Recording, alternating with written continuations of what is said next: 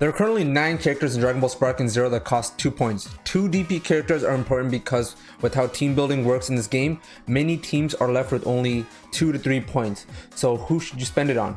This video will focus on the best 2-point characters worth adding to your team. The next video will focus on the best 3-point characters, so subscribe to the channel if you don't want to miss that video. Saberman has nothing good to offer or nothing unique and isn't worth choosing over the others. The only good thing about him is that he starts the game off with 3 bars of HP, but that's it, not worth it. Chaozu has fast super attacks that cost 2 bars of ki.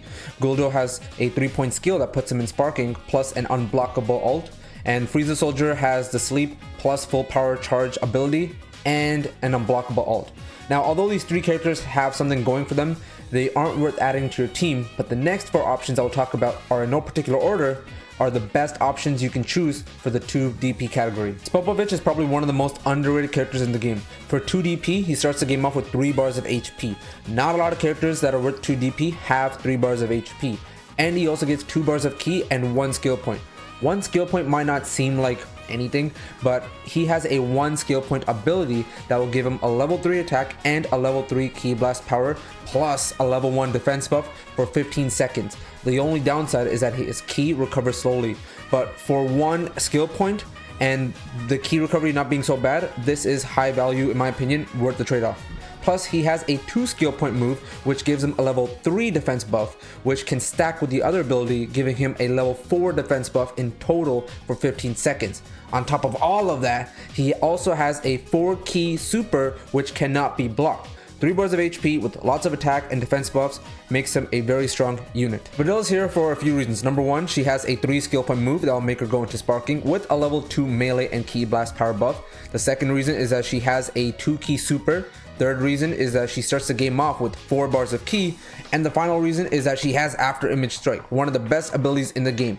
And that's the main reason she's here. She also starts the match with 1 skill point, so getting to After Image Strike, which is a 3 skill point move, isn't too difficult. Yajirobe, he was nerfed recently, so he starts the game off with only 1 bar of ki and 0 skill points, but he has 3 bars of HP. He has a 3 skill point move that makes him go into sparking, which grants him a level 2 melee and ki blast power buff, the same ability as Videl, but the main reason why people pick Yajirobe is because of the Senzu Bean's ability. It does cost 6 points now due to the nerf, but even with the nerfs to his overall stats, he is still a menace with those Senzu Beans. Plus, he has a 4 ki move that is unblockable. The next 2 characters I will talk about can be considered as one character, so I'll talk about them together, and that's Master Roshi and Buff Roshi. Master Roshi starts the game off with 2 bars of ki, 2 bars of HP, and 2 skill points. He has False Courage, which costs 1 skill point and will buff your defense and resistance, but for 3 skill points, he can use After Image Strike, which is far better. And considering that he starts the game off with 2 skill points, getting that extra skill point for After Image Strike early on is super easy. His Thundershock Surprise costs 4 bars of ki, but is unblockable. His ultimate is also unblockable, but the downside is you take damage. Now, the move states that the effect changes depending on how many skill points your opponent has, but from my testing against Goku with 0 skill points versus 6 skill points, I didn't notice a difference. But him having After Image Strike is super strong, and he can also transform into Buff Roshi. Now, Max Power Roshi, regardless of him being a transformation, costs the same amount of DP as regular Roshi. So you can start the game in his skinny mode or buff mode. If you start in buff mode, he now gets 3 bars of ki, 3 bars of HP, and still maintains 2 skill points. He still keeps False Courage, but unfortunately, he loses After Image Strike for Pump Up. The good side is that Pump Up only costs 2 skill points and gives you a level 3 melee and ki blast power, but makes you move slower. Now, this seems to just be ground movement from my testing. His ultimate does good damage and doesn't make you lose health, unlike Skinny Roshi. Buff Roshi does do more damage overall than regular Roshi, and his extra health bar does make him more tanky.